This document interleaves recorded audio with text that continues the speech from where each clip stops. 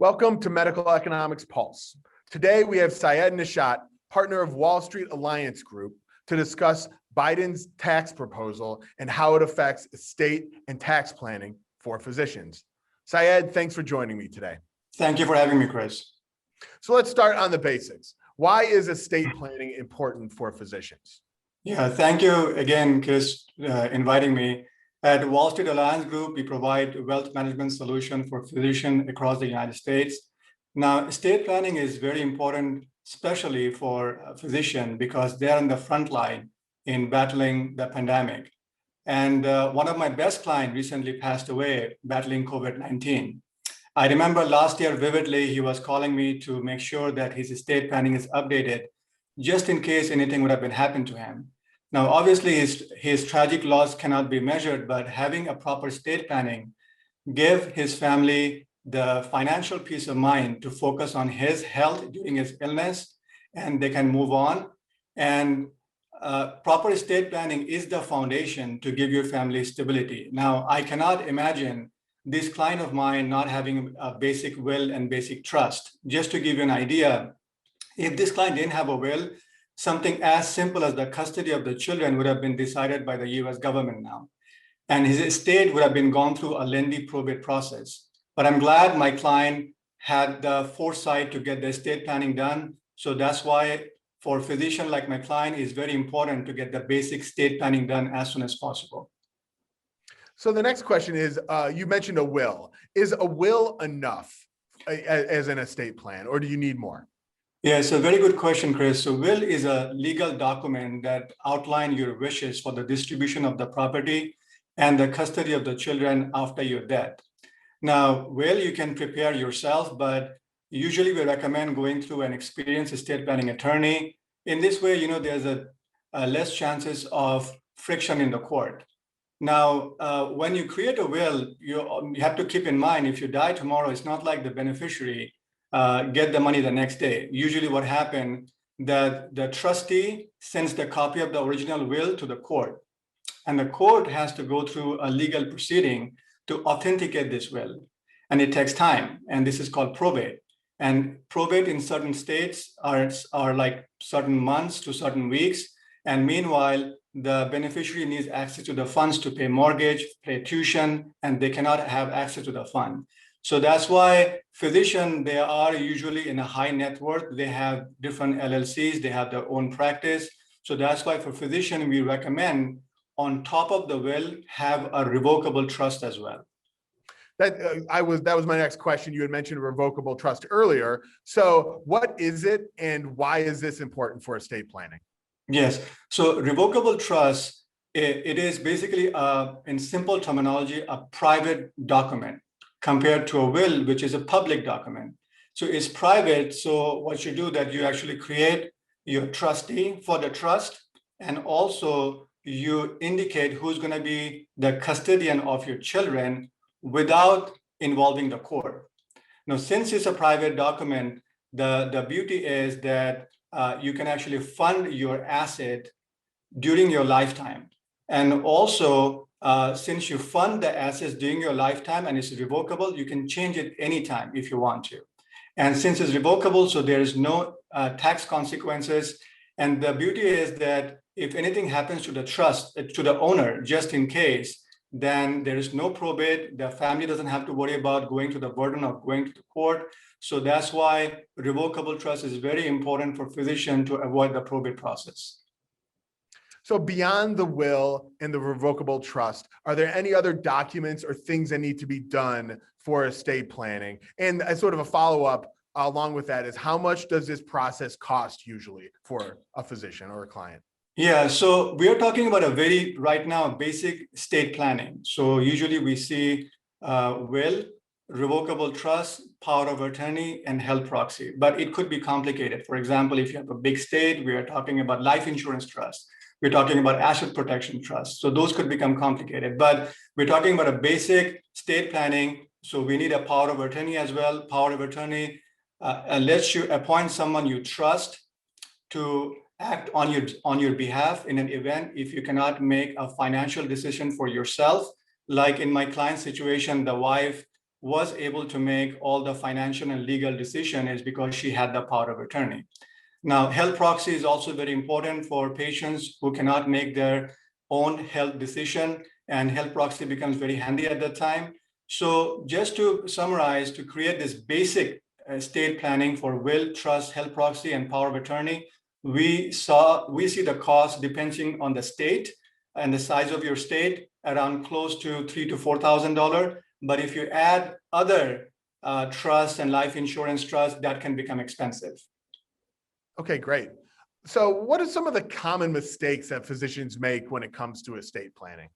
Yes, Chris, it's a very good question. So the number one mistakes we see when they create their basic estate planning, that they give inheritance outright under the name of the children. So I think that's one of the biggest mistakes you can make, because imagine tomorrow the child become older and gets married and get into a divorce or lawsuit. This assets become half at that time. So the best way to give money to the children is through an irrevocable trust, because assets in an irrevocable trust cannot be touched in an event of a lawsuit or divorce.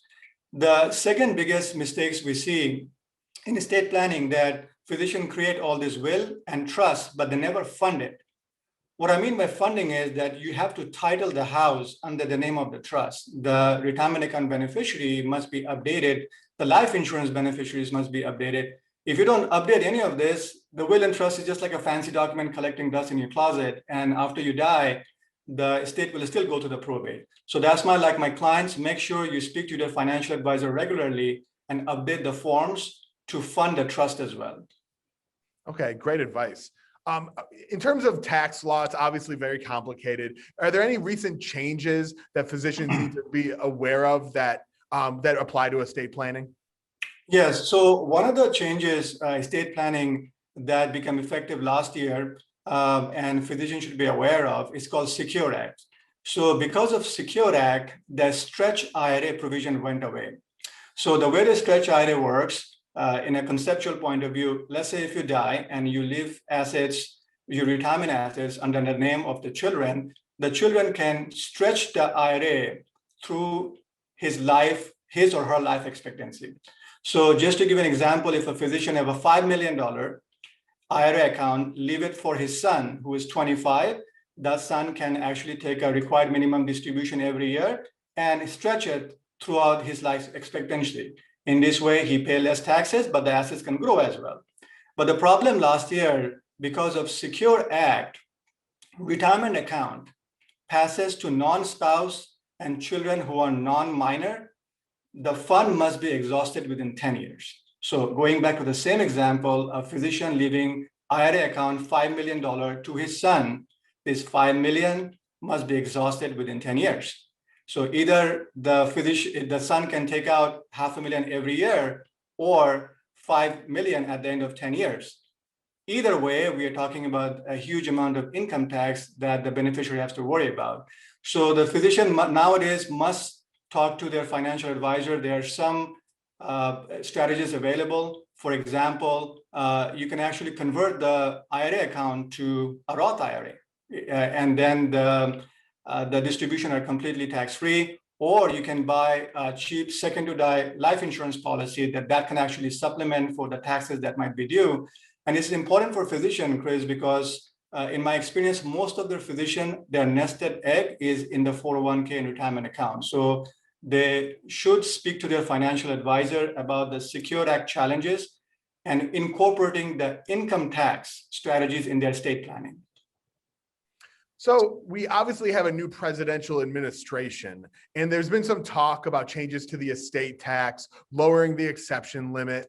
Can you talk about the estate tax and what this exception limit is, and just sort of in general talk about anything that can be done to lower a physician's estate taxes? Yes, Chris, a very good question. So there's something called income tax in the US, and there's something called death tax, which is estate tax. The good thing, you don't have to worry about estate tax unless your net worth is more than 22 million. So it's about 11.7 million for husband and wife. It passed to the beneficiary. Anything more than 22 million, you have to worry about state taxes. But the bad news is the Biden administration is very vocal about not only increasing the income tax, but also lowering the estate tax exemption as well. And so far, the proposal they have put in is $3.5 million. So anything more than 7 million, husband, wife together, the beneficiary has to worry about paying almost 40% estate tax. Now, usually physician, they are a high net worth individual. It's not uncommon to have them high net worth. So there's some strategies can be done. For example, right now, still they have time before the law changes to put away almost 22 million out of the estate through an irrevocable trust for their children. And the benefit is that the money will go estate tax free. Or another example could be that for the estate tax purposes, they can actually buy a life insurance policy that can actually pay for it as well. Or if the life insurance, they actually own it under their own name, that is part of your estate. But you can create an irrevocable life insurance trust and move it, the life insurance, under that trust, and that benefit will be out of your estate. Or you can do some advanced charitable planning. But again, there are multiple strategies available, but this is a good time because the proposal is going through debate right now to talk to the financial advisor about minimizing state taxes. So while physicians sort of watch what's going on in DC and wait for a formal tax proposal to be submitted to Congress or whatever, what should physicians be watching and paying attention to as they sort of kind of track what any proposal that might be coming?